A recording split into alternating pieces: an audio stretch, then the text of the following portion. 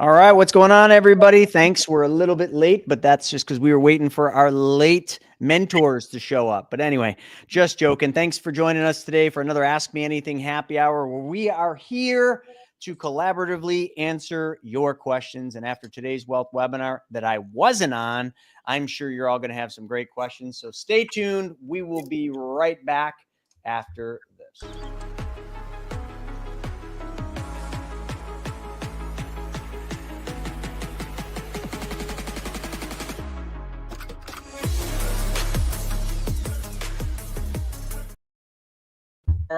All right. Back again. Ask Me Anything happy hour, where we answer your questions. We got the entire clan here. It's nice. We got 6, so it is like the Brady Bunch. Wait till you all see the new marketing that we've got for this. It's pretty epic. Can't wait to launch that. It's coming soon.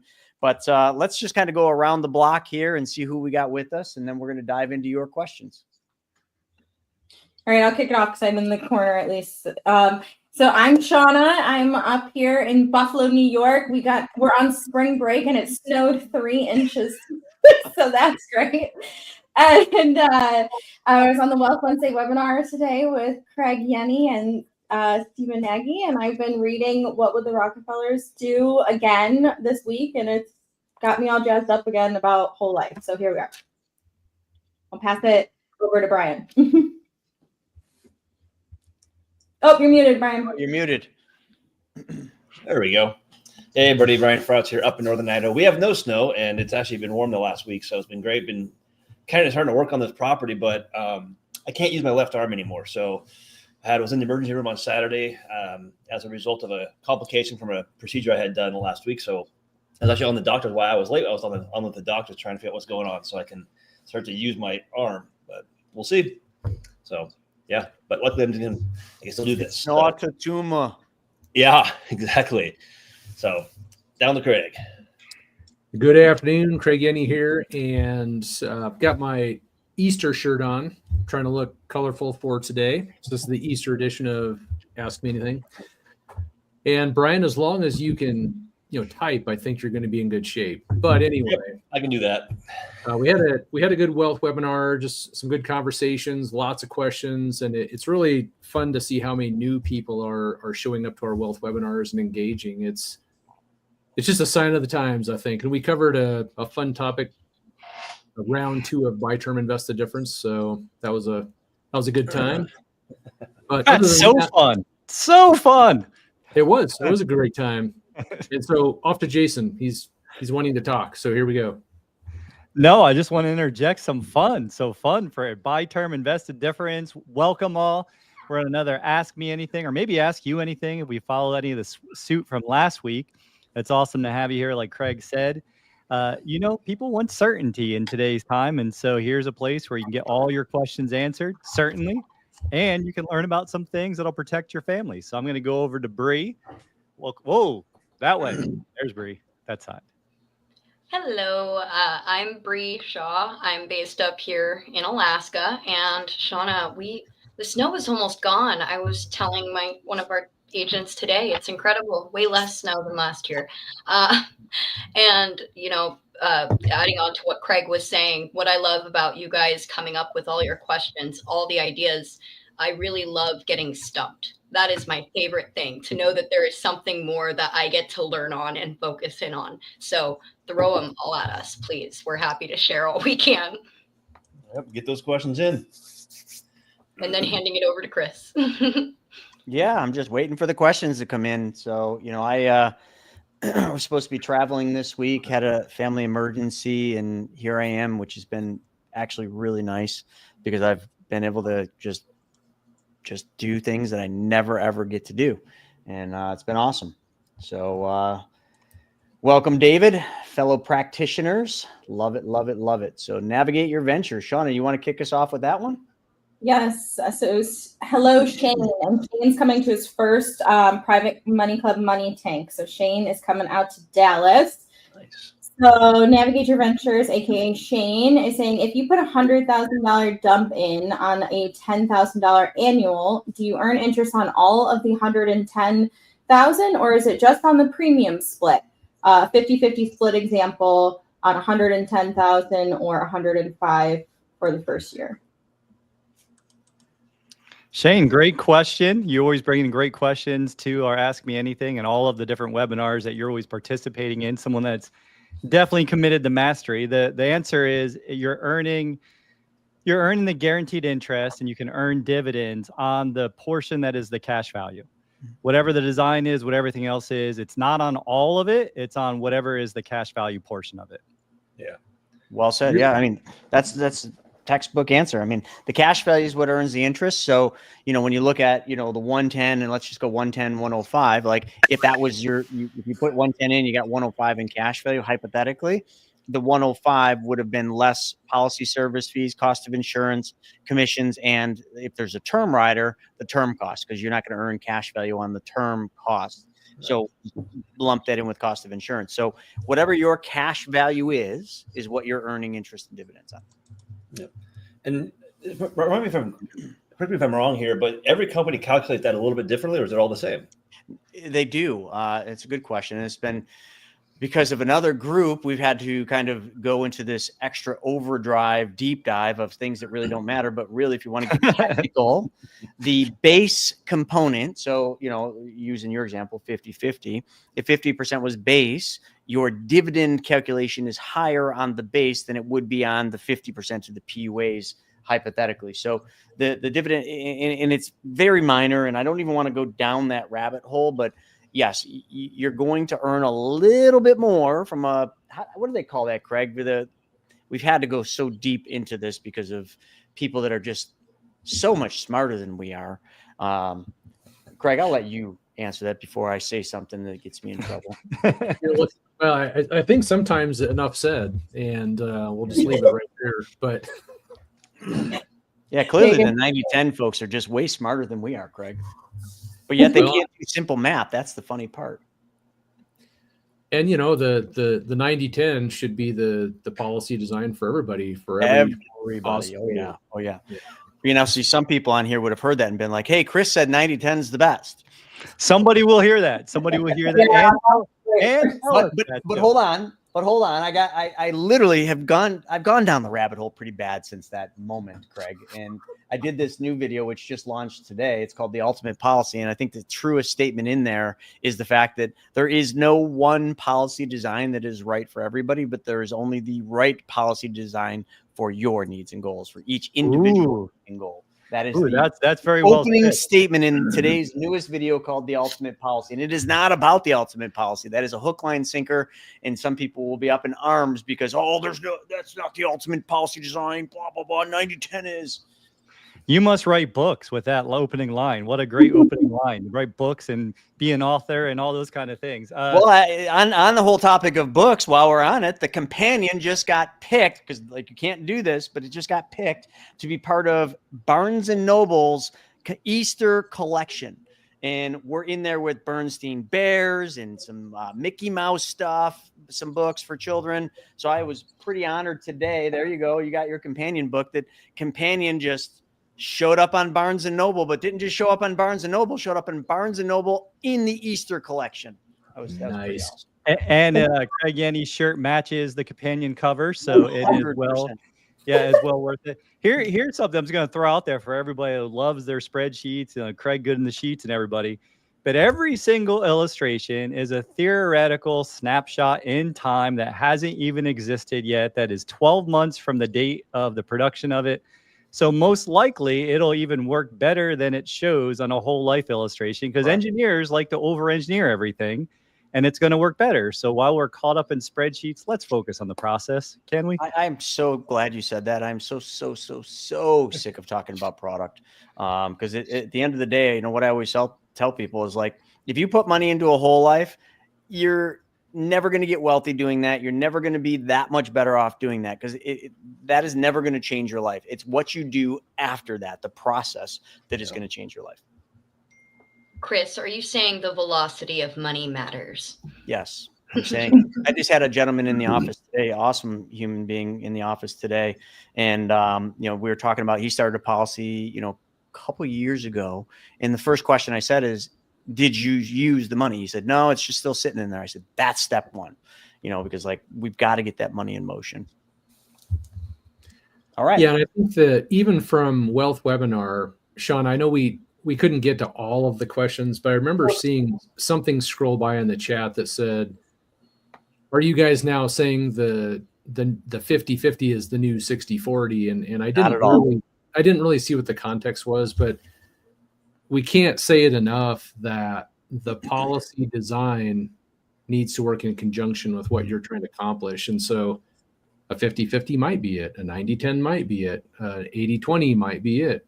And so it's just, there's some people out there creating a lot of noise, and we just need to shut down the illustration salespeople, because at the end of the day, if you're trying to pay down debts, we'll help you with that. If you're trying to finance major purchases, college, cars, we'll help you with that. If you're trying to plug into private money club like we have coming up in Dallas and you want to put your money to work, we can show you how that works. But it's not all about the policy. I mean, come on. Is a black car the best color for a car? Like, is black the best color universally for all cars? If you ask me, the answer is yes. Isn't it? Yeah, but are you going to like it forever? Your tastes change, and so does your needs. Like, everything's going to change. So don't be fooled. The last truck I bought had 2 black trucks. I'm like, ooh, I'm going to get a dark gray truck, so I have something different. I loved it for a month, and I'm like, man, I wish that truck was black. Mm-hmm. On the trip. All right, what do we got, Sean? We got to pass that. So my wife is on the mortgage, but her credit sucks. Can I get a HELOC without her? You can. I know my husband got the HELOC without me because I had just switched to 1099 2 months prior. And so we put everything through him. And it's actually kind of a good thing to know that every base is covered just on one income when you have a 2-income household. Never hurts to just have that little bit of protection just in case. Love it. RJ saying, can a policy be started if someone only receives rental real estate income, or is a W-2 or 1099 income also needed? That's a really good question, RJ. And a lot of people would think that you need W-2 income because that's just the world. Like, banks need W-2 income to want to give you a loan, but in our world, the insurance companies look at gross income. So all lines of income count. You do not need a W-2. It can be W-2, 1099, K-1. It could just be 1099. Or hell, your business could make all the money and you make none, and you'd probably still be okay. We'd have to put a cover sheet with it. Just like infinite banking, maybe RJ, it's a both and option. It's a both and. Mm-hmm. Gross income is what they want to add. That's what you report to them. And people are so conditioned when you ask, what is your gross income? They think I'm talking to the IRS. Isn't it weird? Like when you ask, oh, so what's your income? And they give you a number and you're like, wait, is that your total in? Oh, no, that's my report. Well, that's my when I'm trying to get a credit card increase, I usually kind of fib and say I make a little bit more than I actually do. Yeah. When I'm trying to get an increase in my credit card. When Sean is going for that credit card increase, she's living in her perfect day. Don't forget business revenue too. Yeah. So Kurt is saying, can you compound on investing your gains on X company? Not sure. Full question. No, I'm not sure what that question is. All right, give us some more context. Okay, so please share your thoughts on using an irrevocable trust that holds whole life insurance assets for generational wealth. The trust would not generate any taxable income, therefore not need to file returns. The trust would serve as a family bank and again would not generate any net taxable income. Is there another structure for generating wealth that you feel strong about? Thank you. I got to be careful because I'm not a CPA and I can't give tax advice, but that is not true. I've had irrevocable trust. I've had to unwind a complex trust structure that was set up wrong and cost me a lot just this year, just that F up by listening to one of these yahoos who says, oh, set this trust structure up and you don't have to pay any taxes. Well, guess what? That cost me $108,000 in 2024. We didn't even talk 2023 because of that mistake. So first off, every trust, irrevocable, specifically irrevocable, you're going to have to file a return, a tax return for that particular trust. And whatever income that trust makes is taxable. Contrary to what these jokers are telling you, call a tax attorney and ask them. but let's get into the actual part of the question. The only reason I could see, and I consult with your attorney and CPA about this. The only reason I could see having life insurance owned by an irrevocable trust, like an ILIT, would be to bypass your estate so that your death benefit when you die does not increase your taxable estate and become and make it so that you go past the estate tax limits. And then all of a sudden anything above and beyond whatever it is, 26 million for joint, or 26 million, I don't know where it is taxable at 40% estate taxes. So if you're doing estate tax planning, Medicaid planning, those would be reasons to put a life insurance policy inside of an irrevocable trust. But that is estate planning or Medicaid planning. To do that just to not pay taxes or anything else. I mean, just remember the death benefit is tax-free to your heirs. Okay. The only tax is if the death benefit pushes your estate above the estate tax limits. That's where an ILIT or some type of an irrevocable trust would play in. Now, I know, and I see it every day, and even just today got an email on it. There are a ton of people out there pushing these fancy dancy trust structures. I'm not saying they're good, bad, or indifferent, but all I can say is, please, for the love of God, get a tax attorney to review it. I had to say this to somebody on my team that should know better. I had to say, I'm not even looking at what you just sent me. Send this to a tax attorney. Pay the tax attorney to review this. Like, otherwise, you're going to be in the situation I was, where I didn't do the due diligence. It cost me a lot of money. I personally, for what we do with the infinite banking concept, will tell you the policy should always be owned outside of an irrevocable trust, or owned, in a revocable trust, like a living trust. That's fine. I don't really know the necessary needs outside of controls after you die. That's a lot to unpack. There's a lot with this whole trust thing. I'm seeing more and more of it. There's lots of people pushing this. I'm not saying it's good, bad, or indifferent. I'm not saying I'm right or wrong. All I know is what I've had to pay because somebody effed me over and set me up with the wrong thing, telling me kind of very similar to what you just said, that you don't want to pay taxes. Well, it doesn't work that way. Chris, thanks for sharing. I mean, this is a journey. I've talked to several people, some of the same people, I think, and just it comes back to what you say all the time. And that's why I'm kind of backing what you just said. And you got to know what your outcome is, what your goals are, be really clear on those things, and then have someone that knows what they're doing to really review that. Have that tax estate or tax attorney review whatever you're looking to do and make sure it makes sense. I know Craig did over a year worth before he put any trust systems into place. I still haven't done anything because I want to have clarity on exactly what we're creating for our boys, for our family. Until I understand it, I'm not just going to jump into it because it sounds like a cool thing that the Rockefellers did, right? So it is what the Rockefellers did, but you got to understand the Rockefellers were playing that for a legacy play, and the Rockefellers did have an estate tax planning problem, clearly. Let me just two more things on that. One fair weather warning. There's a guy who's all over TikTok and Instagram. He's always got a straight brim hat on. He's got a beard, talks super fast, always talking about IBC, always talking about having irrevocable trust, own your IBC. I've been sent his videos. I know who you're talking about. Multiple times. I know this guy. This guy actually used to be part of the Money Multiplier until I literally heard some things and went back to Brent and said, you need to remove this guy. He is toxic. He is literally toxic, multi-level marketing stuff, but he is out there slinging this stuff. You mark my words, that guy with the beard and the straight brim out there slinging the trust structure that he's definitely getting a big affiliate on, because otherwise he wouldn't be talking about it that much. I guarantee you he will either be in jail or not in the business anymore. Mark my words, it's just a matter of time.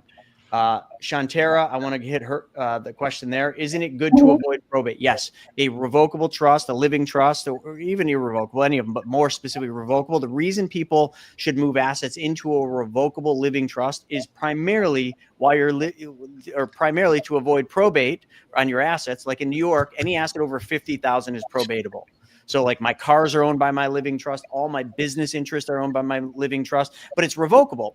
So it's kind of just like my revocable trust is me. There is no tax advantages there. There is no shielding from asset protection there. It's simply to avoid probate and give me a set of instructions for my family to operate like the Rockefellers after I'm gone. How they can use the Naugle family banking system is spelled out in my living trust. But you got to be careful. There's just too many people out there talking trust lately. You got to make sure the trust solves the right problem for you. And if you start getting into these complex trusts, please get a tax attorney to review it. Yeah, I actually saw the whole thing with my family. One set of grandparents had a trust, one didn't. Guess which one had more wealth too? The ones with the trust. Yeah, of course. And the probate on the one that didn't have any wealth, they still had to go through probate, and it took 2.5 years. And it costs money. Probate, just so everybody knows, probate costs a lot of money, especially when it drags out 2 years. Yeah, the courts get involved and everything. So yeah, attorneys get involved. Yeah. And the gentleman that Chris is talking about with the straight brim and the beard and fast talking, if you have a name like he has it named that sounds like it's too good to be true and sounds all like magical, you probably got to watch out. Yeah, just avoid his videos. I don't know why he's getting traction right now, but he is. No, one of my close friends just sent me his video and said, "What do you think of this?" I said, "The name alone makes me want to run the other way." So I was going to say, I love that the people are asking the types of questions that they are, but one of the things we bring up in a lot of client calls is that when we're teaching these strategies as a wealthy, we're kind of going from being pawns on the chessboard to learning how to play as other pieces and move other ways. But part of that is that there's timing, and we have to make sure certain things and boxes are checked before we make those moves. So it is a wealth building plan. It's a long-term play. It takes time. It's okay, but it's good that they're thinking. That shows that you guys are really considering and trying to put yourselves in these headspaces. That's great. Sean always says one of the good things about what we do is I've made so many mistakes that cost so much money that I literally can just share my personal experiences of mess ups that save you a whole bunch of money if you listen. But how many of you still have money in the stock market? If you do, you haven't been listening. And you're probably pretty upset right now because the market's down 700 points on the Dow, down 2.24 on the S&P, and oh my God, the NASDAQ. Well, it was down 4%. Now it's down 3%. So you ready to listen yet? It's only going to get worse from here. Can you hear me now? Can you hear me now? Some people, my analogy of getting punched in the face, I think is the best. Like sometimes people just need to get hit in the face a whole bunch of times before they learn, oh, maybe I should duck. I agree. Okay, next question is, when you're paying back a loan, how quickly and how much should or can you put back in the policy to avoid a MEC? You can't. You can put any dollar. Well, you can put any dollar amount up to the amount of the loan back into the policy. Yep. If you take a loan for $100,000, you can put $100,000 back in. That's the simplest answer. You can pay it back as quick as you want. Yep. And that won't create a MEC. And I think the second part of what they might be asking is if you look at like the Nelson Nash equipment financing model, he's actually overpaying the loan. So the policy loan gets paid back and they still have more money to put back into their system. So if there's room in the premium side, that's where you want to put it. And that's just a question of, is there room for it? And so that's what we would be doing is if your loan with the insurance policy is 100,000, but you're going to pay back 110, we just need to make sure there's enough room for that 10 to go into the premium side. But here's another thing, Craig, to that. And I say this all the time, but the whole name of the game, and Bree said this earlier, velocity of money, but the whole name of the game for really making the infinite banking concept work is to keep your money working. So let's say you take a loan out for $100,000, you do a flip. The flip returns $140,000 and you want to put 140 back in the policy. You can't. You can put 100 back in the policy. The 40 grand would sit in the segregated account, but the goal is not to keep the 100 in the policy, to find somewhere for that 100 to go. So I've had many situations where I've gotten a windfall of money and I've repaid my loans significantly, but I've always found new places to move it. So it's just a revolving circle. Like that's why I always draw the circle. Money goes into the policy, goes out of the policy, goes to work, has a return, take the return, put it back in the policy, move the money back out. I mean, all of our trainings and all of our webinars are exactly the same. It's always moving money. So you just don't ever want, the goal is not to take money out and put all the money back in the policy. And great, if you have it and it's in a bank account and you have loans, absolutely pay off the loans, but then try to find a place for the money to go to work again. I have a little tune that goes in my head. Hot potato, hot potato, hot potato. Just keep it going, keep it moving. Let's clarify something here too, because this comes up a lot, Chris, and based on what you just said, the money always working and you're making a spread, you're always talking about a spread. You're always talking about earning money outside the policy more than the interest insurance companies charging, but you are not getting wealthy by moving money out of your policy and then back into the policy, out of the policy and back in the policy. It is about the spread, because people get confused. They just do. I've had 3 times in the last 2 weeks, people ask me, oh, well, Jason, if I take 10,000 out and I pay 10,000 back, the more times I do that, the more my policy grows. And no, the answer is no, because your money has always been growing. It's always growing uninterrupted to compounding. If you're able to put additional money back in, if there is room like Craig described, and it depends on the policy design, the company and the things, but you can find out, can I, like Nelson Nash said, put a little additional interest in? That would help your policy grow a little bit more. But it is the making the spread, the banking portion, that is creating wealth. We are not creating wealth by creating infinite banking structures for y'all. We're creating a foundation to go and build wealth by learning a new skill on top of it later. And that's in the logo, BYOB, be your own bank. Banks are making 400 to 1,300% on deposits on average, according to BauerFinancial.com. You can go look up your own bank to see where they fall on that scale. And that's because they're doing the arbitrage. They're looking for that spread. And for 5 years now, 0% on the minimum reserve requirement for deposits. So they're out there going for 100% different ways to Sunday to make money on your money. Do the same. And you remember Henry Ford's quote about the banks? I don't know word for word, but it was something along the lines of, if the people knew how the banks operated, there would be a revolution tomorrow. So, that all goes back to the thinking. That goes back to one of the quotes that someone, I think it was in one of our chats, where we quoted Edison and just said, Edison said, 5% of people think, 10% of people think they think, and 85% of people would rather die than think. It feels pretty accurate. Oh, to fall on the sword. On this similar subject, Rob is saying, can you explain how the uninterrupted compound interest works when a policy loan is taken?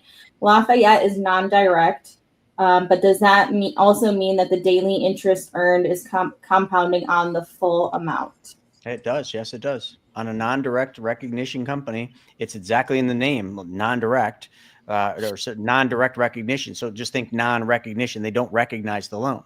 So whatever the cash value was before the loan was taken or after the loan was taken is exactly the same. So the calculation does not change.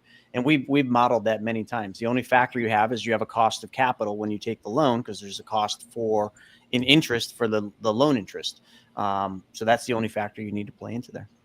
And our friends over, on the other side of the stream seem to think that non-direct and direct really doesn't matter. They think that direct recognition is all the same and it's not a big deal and all this. And I'll agree, it's not as big of a deal as you think in the early years, but in the later years, we have literally, Craig is fantastic in the sheets, and he has run the sheets on that. And in the long run, if you keep loans out on a direct recognition company like a Guardian or what are the other, Penn Mutual, which they love to use because it illustrates well. Everybody's selling an illustration, which shame on them. But anyway, it does make a big difference in the long run. So there's a guy named Hutch who seems to make it think that that's not a big deal. It is a big deal, Hutch. You clearly haven't run the math, Hutch.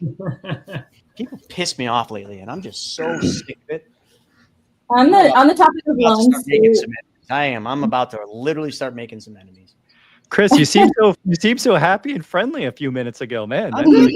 Hey, listen, to some people I just don't need to be friends with. I love it. I don't need people to like me. James is saying, is the interest we pay on policy loans tax deductible? So like the interest paid to the insurance carrier. Wow, this is one that I would have to say you'll have to consult with your CPA, but if you have a good CPA, they will find a way. So you're saying there's a way, or you're saying there's a chance. The way that I've done it, and this is not tax advice, is I loan definitely not tax advice. I loan it to an entity, and the entity does something with it, and then that interest paid back Bingo. could be deductible through that entity. It's That's a how very easy way to do it. Yeah. Very easy.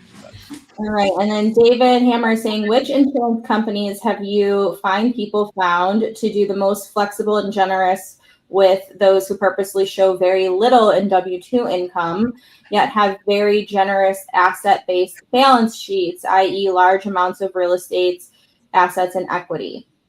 So we've answered this one already, but they don't look at your W-2 per se. They look at your gross revenue, gross income before taxes. So your W-2, what you report on that doesn't really matter. I mean, it does matter, of course, but from the insurance company's perspective, they're looking at your gross revenue. So we have people that include real estate, entity, W-2 income, 1099, add it all together. And David, it depends on, it's awesome to have you here, brother. And David's a certified infinite banking practitioner as well. So it's a great question. I would say some of the consideration is when you're creating, like for your question, creating the why, like what is the purpose of the life insurance? Are you creating a cover letter for that client as well? Have you got a really clear picture of what they're trying to do, what their assets really are, and things of that nature? Because the companies are going to have different results or feedback based on the information that we're providing, right? And the uses. Craig, looks like you have something to add to this as well. Potentially. No, just reading comments. I mean, I was thinking the cover letter aspect as well, because I saw David was a fellow practitioner, and so we have success with just writing those cover letters, spelling out what is the client trying to do, what's their situation, because the underwriters don't know that, you do, and so the more you can share on that context and paint the story, sometimes they'll go, oh, I see what's going on here, and they'll make some considerations. So it's just important to, like Jason was saying, understand what the intention of the client is, and then help them put that story together and share it with the underwriting. Great. David and Dorothy Shearer are saying, hi guys, we checked with our current bank about eligibility to qualify for a HELOC using a W-9. We have to show 2 years of qualifying income. Correct. W-9. Yeah, that's correct. Okay. Sometimes they'll ask for 3. And sometimes banks forget that there are business owners that exist in the world, and they think that like April 15th is here and you should have your 2024 taxes all completed, right? David and Dorothy, I mean, your taxes must be completed already, right? There's no extensions allowed, at least in bank world. Anyone else have that problem? Like the banks just think miraculously we all just get our taxes like done immediately when none of us file tax extensions? It's crazy. Why you want to control the banking function in your life. So when you ask for a loan, they ask you 2 questions. Would you like a check or would you like it direct deposited? That's what you want. And is this part of a divorce decree? That's another question to ask. Justin is saying, do you physically have to put the living trust name on the title of a car? Yeah. So what you did when I had mine done, when I had mine done, the person who set it up moved all of my assets into the trust for me. So they wouldn't file that. Costly. It's a costly way to do it. I didn't do it that way, Brian. I did it piecemeal. And you just go to the DMV and you just change the owner. It can be problematic sometimes with the finance. If you got a financing, another reason you should be your own bank. And then it doesn't matter. You just look in the mirror and you say, hey, I'm thinking about moving the car into the trust. You cool with that? Yeah, that's what I thought, man. All right. But if you got a regular finance company, you would need to get permission. If it's a revocable trust, usually they're going to be okay, but sometimes they'll push back. Then just pay them off and say, F you, I'm going to be the bank now. Shantara is saying, I have a recent policy. I was told infinite banking will start after 4 months. My policy says 2 years. I read this one earlier. Shantara, could you give us a little bit more context? Because no context needed. No, I know what it is. You know what it is? Does it start with an I? Does it start with an I? Have an I in front of it? Sure the hell sounds or an M start in front of it. M. Listen, let me give you a spoiler alert to everyone watching this. There is a massive pandemic going on in the industry right now where there's a whole bunch of jokers out there saying that IULs, Index Universal Life Policies, work for the infinite banking concept. Just so you know, that is false on every pretense. I will fist fight somebody over this. I will get in a debate over this. It does not work. There are surrender charges on IULs, which prevent an IUL from being effective, contrary to what some of the CRs of the world or PMs of the world say. It doesn't work. And don't take my word for it. I'll show you the IBC practitioner manual right over here and all the math and the economics and the studies that have been done to say, for them to say that no IBC practitioner shall use IULs when using it for the infinite banking concept. I'm sorry, Shantara. Yeah, we actually, Chris, we signed when we became infinite banking practitioners, we signed paperwork saying we would not ever use or sell an IUL for infinite banking. There's too much risk, Shantara. I mean, I know David knows that. David Hammer knows that. He knows it. I mean, and there's a lot, like he said, there's a lot of jokers out there who they don't understand. Like, I can't think everyone is actually having evil intentions out there, but they don't really understand what they're doing. They've been told what to say, and they're positioning it in a way, well, oh, it's going to work out. Look, you have all this upside. It's going to be great. And you have protection. You have this. Well, no, you don't. No, you don't, because the insurance company is still in charge of the contract. Like, if you ask yourself, who do I want to be in charge of my contract? I mean, most everyone here is going to say me. I want to be in charge. I want to be number one, right? But when you have an IUL, the insurance company can turn down the upside, and they can turn down the what's it called? The portion. Jason, it's very simple. An IUL puts the risk on the client and takes the risk off the insurance company. Yep. A whole life puts all the risk on the insurance company and takes the risk off the client. Which one do you want? You requested a whole life, so I mean, but isn't it sort of? There is a slight chance, Shantara, that you were done. They did a whole life for you. I don't know. You could tell me the carrier name, and I could probably tell you. I could probably tell you whether it's an IUL or a whole life, but. If you have a policy based on what you just said, it's either a regular whole life off the shelf, not designed and engineered for IBC, maybe, but based on what you said, I can't not think that it's an IUL, but I could be wrong, and we could be wrong on that, but we've seen a couple hundred of these stupid things. And I don't know, what company is your IBC policy with? And then we'll literally be able to call the bluff. I think she says Trustage. I'm looking at it now. Okay, Greg, can you Google that? No, yeah, that's what I had just been doing, and I don't see anything mentioning infinite banking. I have never heard of that. I was looking at it too. It's funny, we're on the same wavelength. It's True Stage, and they have life insurance options. It's mainly whole life, though, is what I see. I did not think Sorry, say that again, Carson. They do have whole life? I think they only have whole life. Okay, so if they only have whole life, where's that, Shauna? Where's that? No, they have term life too. Oh, that's fine. Yeah, I was told infinite banking policy will start after 4 months, which is alarming. First off, my policy says 2 years. I don't really know what that means. It would probably mean that there's not cash value for 2 years, which means they didn't design it for optimum high early cash value. I mean, that's. Or it depends on what part of the illustration you're looking at too. So I was thinking that too, Brian. Are you looking at the guaranteed side? You might not be seeing, right? You might not be seeing cash value right away, especially, one of our carriers. Jason, let's do a solid for this person. Let can one of you review his illustration for him, or review the illustration for him? Yeah, send it.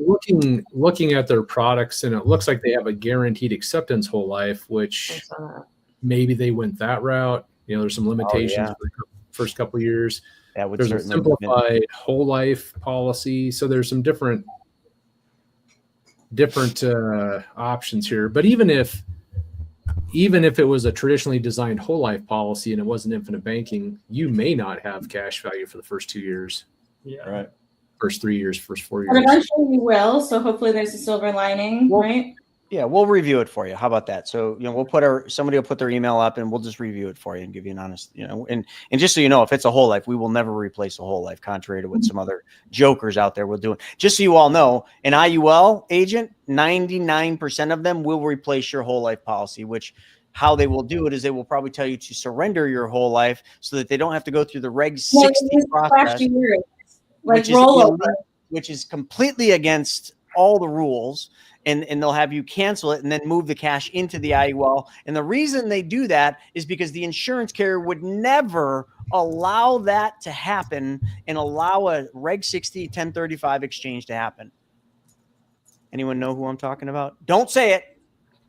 Well, yeah, and in terms of you can roll over your account, like just trying to make it seem easier for you too.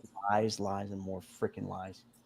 JT is saying I have $1,800. Can I begin infinite banking? Maybe. It depends. We need quite a bit more Yeah. information. Yes, It depends. So Bree, what would they need to have in order to figure out if they can start? Well, we're going to want to know an income source or how we're actually going to be maintaining trust for funding the policy. And then we're going to know a bit about their background. We're going to need to build the policy and see, and maybe depending on health or history, we may need to do some preliminary underwriting and reach out, maybe put in a cover letter just to go through. But we definitely need to see what the income looks like to know what we can support. I mean, I started. And how much are you keeping too, right, Bray? Like the habits you have. I was going to say, yeah, I started driving the struggle bus, taking home the keys. I had nothing. I was paycheck to paycheck and in debt. I'm an anomaly. I don't recommend going my route. Just like Chris said, we live and we learn. I got out of debt in 8 months and started working my way up. But still, I mean, it took time, and I'm much happier now starting off a new policy with an annual basis versus a monthly basis. I think that's great. And, you know, just it's really going to depend on who the person is, because I knew I could keep myself disciplined. I read about 8 to 10 books before I opened that first policy, and then joined a team, got licensed, and joined a different team, a better team, and pursued all the licenses. And so I'm in it for the long haul. It's going to take discipline. The only one that can screw up the policy is going to be you guys, whoever's in charge. Don't drive the vehicle off the cliff. Jermaine is saying, what is the best way to use the IBC policy if monthly premiums require us to make loans every 2 weeks to pay living expenses, mortgages, credit cards, etc.? Easy. You are not ready to do the infinite banking concept. So don't do that. Point blank, don't do it. Yep. Not yet. Yeah, it's kind of a trap. Target just a debt. A good place to start. So don't bite off more than you chew. Then it sounds like you want to have a really big policy and put all of your money into it. So just don't. You can't. Basically, don't do that. Yeah, I'm very against that. Nas is saying, should one get started right away, or is it better to have a lump sum, say 20,000 ready to put in? Is this 20,000 hit with fees and commissions? If so, how much generally? You're going to get different opinions here, and there's really no right or wrong answer. I would simply say never wait to start. You know, like if you've got a lump sum coming, when you get the lump sum, figure out how to, can you put it in there? Maybe build the policy and anticipate if that lump sum is a guarantee, build the policy to hold that lump sum, down the line, which be very careful if you don't know if that lump sum is guaranteed. I hate when people overbuild a policy in anticipation of someone being able to put more money in the future, because 9 times out of 10, Craig and I have seen that doesn't happen. They actually don't have the extra money, and then you've literally hurt efficiency in the policy. The best answer I can always give somebody is the sooner you start, the better off you're going to be, with or without the dump in. And the 20K, yes, when you dump 20 grand in, there's a very small load that the insurance company puts on it. Depends on the carrier, anywhere from like 3 to 6% load. That's, typically why you'll have about 92% of that money available. And that's pretty much all that gets hit on that. It kind of bothers people come into this and they ask about the commission and fees a lot. And they come in and say, oh, well, I want more paid up additions because I don't want you to make commission. And it's like, well, that's not actually how this works. You can't look at what's being not liquid be a fee or a commission. I mean, it's paying for life insurance, paying for a death benefit. It goes to the insurance company to go and pay for all their home office expenses. They can grow that money to then build and pay for the death benefit one day. I mean, your premium does a lot of things. So I wouldn't look at it as, I don't want to have less cash flow because it means you get more commission. You're stealing from me. It's like, well, no, we're a part of it, yes, but that's not the reason the policy is structured is to pay us. It's designed for you to have a death benefit. And so commissions are cool to talk about. And it's good for you to understand the product, but I wouldn't go into it with that. And the one interesting thing about what Carson just said, and all of you probably know Carson's, pretty young, But the one thing he has had the opportunity, the honor to be able to do is deliver a death claim. And he saw something that he would never ever have been able to see before doing that. So anyone that comes into our space, and I know there's other people that would do this and have a different take on it, but comes into our space that doesn't value their family, doesn't love their family, and doesn't want their family to be in a better place when they're gone, they're not somebody that we want to work with. It's point blank. That's end of story. If you don't put value on the death benefit, then you're not a client for us. Period. Amen. Amen to both of what you said. And Carson, when I thought the same or similar thing when I read that comment, but then I also thought it doesn't really matter if it's monthly, annual, right away, because the commission, if it's the same design, it's the same amount of commission being paid out. It's just a matter of when and how it's working for you and what you're trying to do. How do you, again, this is all about you folks.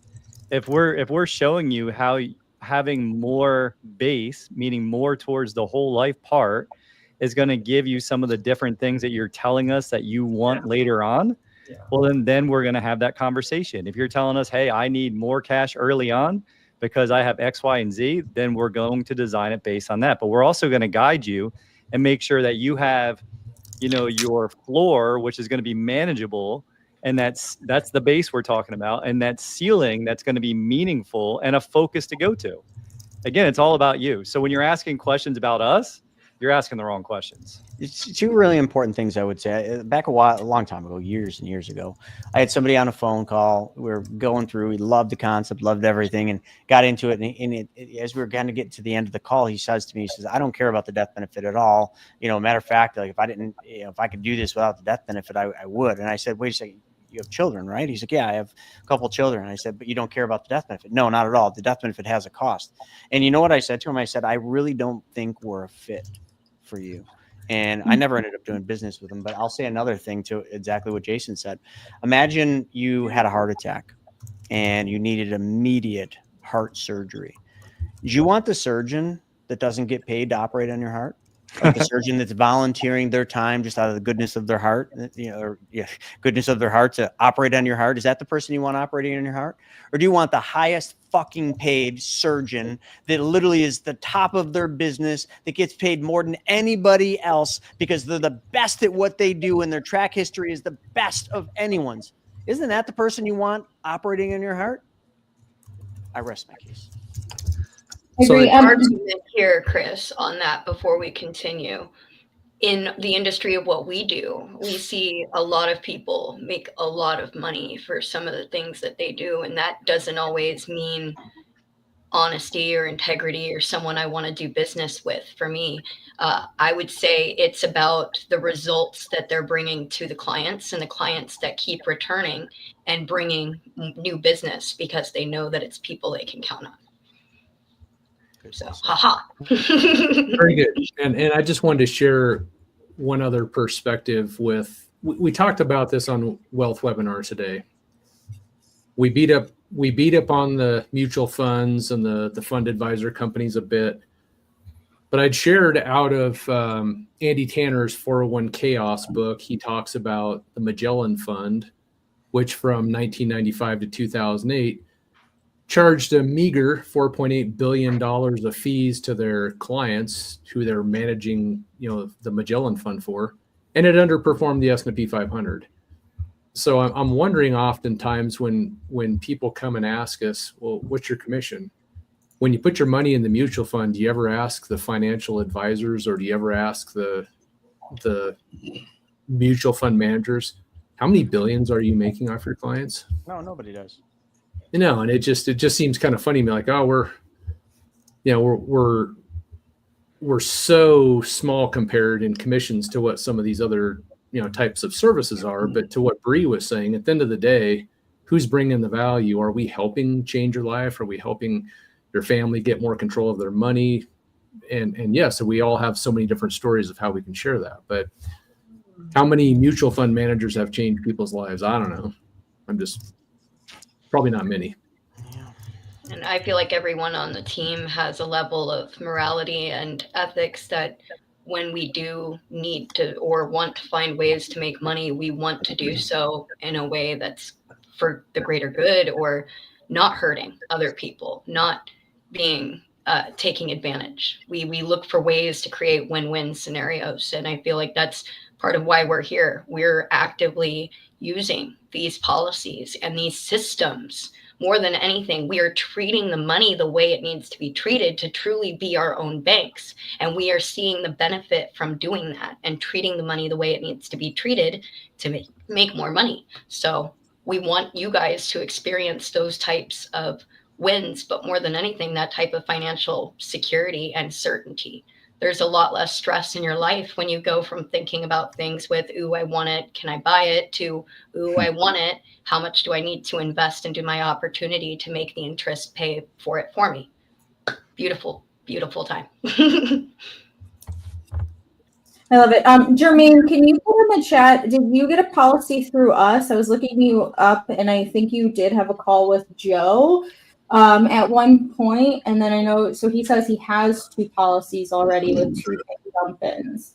And then he was trying to take a loan every 2 weeks to cover living expenses, mortgages. Am I missing something? I don't think that is that Joe would ever recommend that. So I do want to question if you did have that with Joe and this was something that you talked about doing. Because Joe, I'll speak for him, he usually says, put that money to work.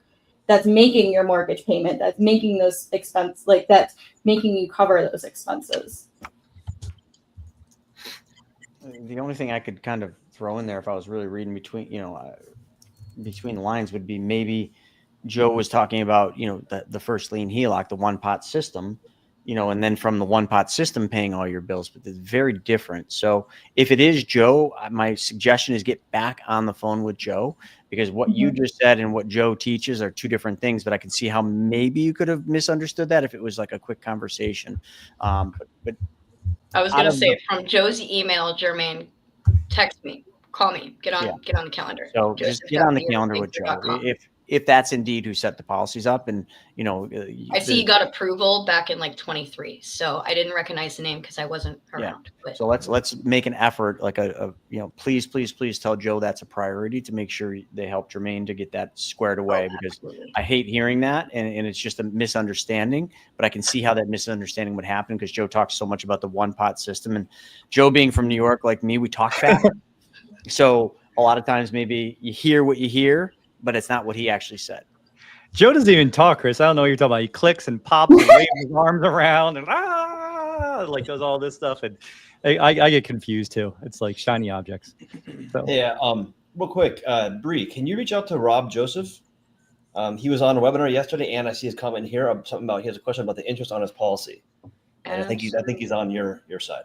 So Happy to note that real quick. But I like that, Jermaine. I mean, if your policy is only a year old, we've all done things a little bit inefficient too. So it's a perfect time to reset. And it's better to ask now, get that knowledge, and get help to get back on the right track. That's actually a dream that we wish more clients would do before letting things kind of fall apart. Back to what I said before, it's great when there's opportunities to learn and continue to grow, knowing you're not done with the journey yet. Yay. Right. And then Shantero is asking, can I switch over to one of your policies? I think you kind of hit on that. You have to review first, and you don't really. You may not need to. We just have to review the policy.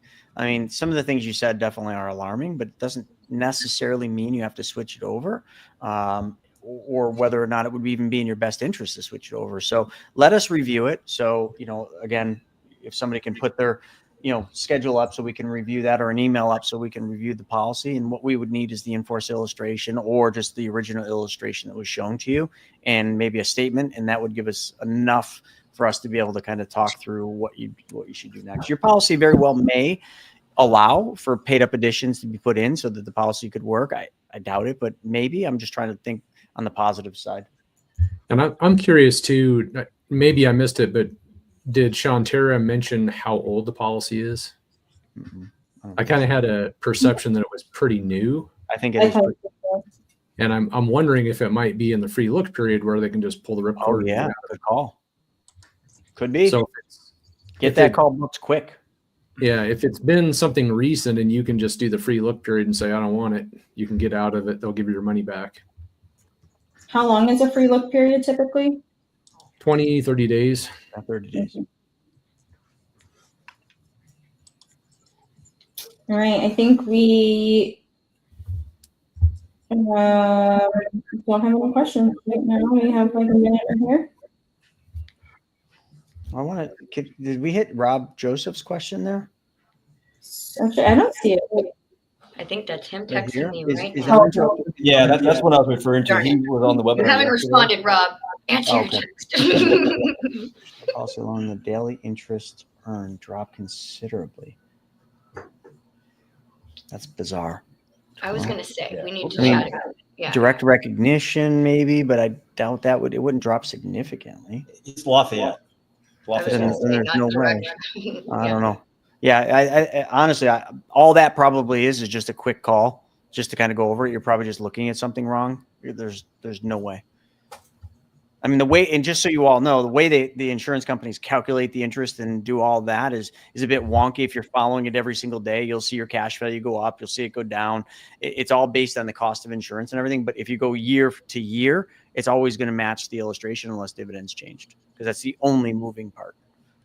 You know, unlike an IUL that has a rising cost of insurance and a whole bunch of levers that the insurance company can pull to change it, whole life does not. Whole life, the cost of insurance is level for your entire life. The only two moving parts inside of a whole life is the loan interest rate and the dividend. And the dividend doesn't change a whole lot or ever very fast. And if the Fed keeps doing what they're doing, it looks like we're going to be enjoying a higher interest rate or higher dividends for a longer period of time at the cost of the American public. But hey, who's keeping track of that? Little woo. Is that all of them, Shauna? We did it. No, we did it on time? Yeah, crazy. Wow. All right. Well, these were great questions. I think Bree mentioned earlier, you know, these questions get us to think even harder. And that is a show of that, you know, everybody's paying attention, everybody's listening, and everybody's really learning. So keep learning, keep challenging and questioning everything, and just then try to find the truth through it, because there's a lot of mixed opinions going on out there. And at the end of the day, I mean, Craig has been able to bring us his wisdom with the sheets and allow us to mathematically prove some things that doesn't matter what anyone else says. When you can just show it with math, it's hard to argue that. So with that being said, folks, thanks for joining us for another Ask Me Anything happy hour. We'll see you back tomorrow for the Quick Start webinar with Mr. Noah Harris. Till then, oh, by the way, happy Easter, everybody, because we probably won't talk to you till then. So have a blessed, very important holiday. Have a blessed weekend. Enjoy Sunday. Spend it with family. And yeah, thanks for everything. Hi, Brad. Bye, Brad.